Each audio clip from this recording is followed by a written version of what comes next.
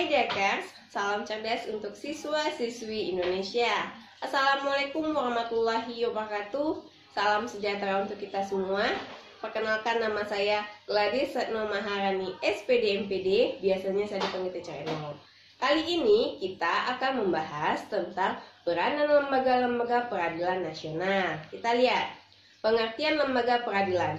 Lembaga peradilan nasional sama artinya dengan pengadilan negara, yaitu lembaga yang dibentuk oleh negara sebagai bagian dari otoritas negara di bidang kekuasaan kehakiman dengan sumber hukumnya peraturan perundang-undangan yang berlaku di negara.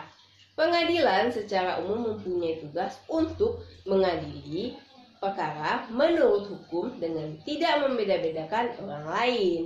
Kemudian kita lihat lagi perangkat lembaga peradilan. Perangkat lembaga peradilan ada pengadilan umum, kemudian pengadilan agama, pengadilan tata usaha negara, peradilan militer, dan mahkamah konstitusi. Kita lihat yang pertama yaitu peradilan umum.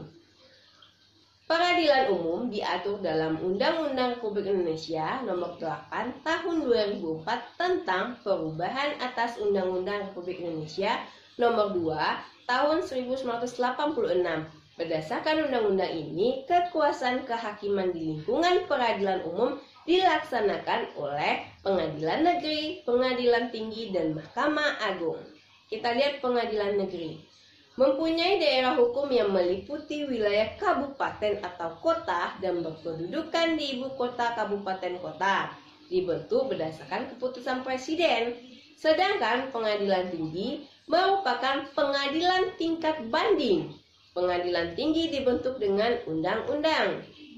Dan yang ketiga adalah Mahkamah Agung, di mana diatur dalam Undang-Undang Republik Indonesia Nomor 5 Tahun 2004 tentang perubahan Undang-Undang RI Nomor 14 Tahun 1985 tentang Mahkamah Agung.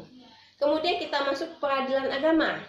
Peradilan agama itu diatur dalam Undang-Undang tentang Pengadilan Republik Indonesia Nomor 7 Tahun 1989 Peradilan Agama. Peradilan agama terbagi atas dua, yaitu pengadilan agama dan pengadilan tinggi agama.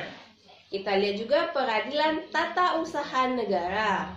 Peradilan tata usaha negara itu diatur dalam Undang-Undang Republik Indonesia Nomor 9 Tahun 2004 tentang perubahan atas Undang-Undang RI Tahun Nomor 5 Tahun 1986.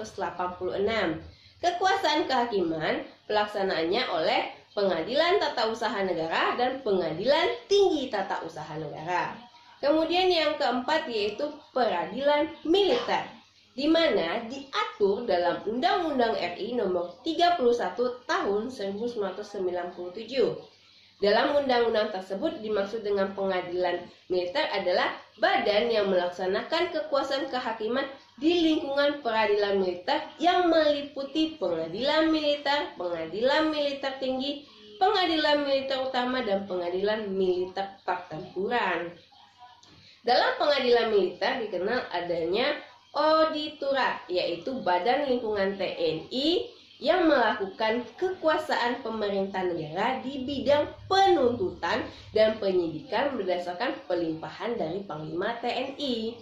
Sedangkan yang terakhir yaitu Mahkamah Konstitusi, di mana diatur dalam Undang-Undang RI Nomor 24 Tahun 2003 tentang Mahkamah Konstitusi.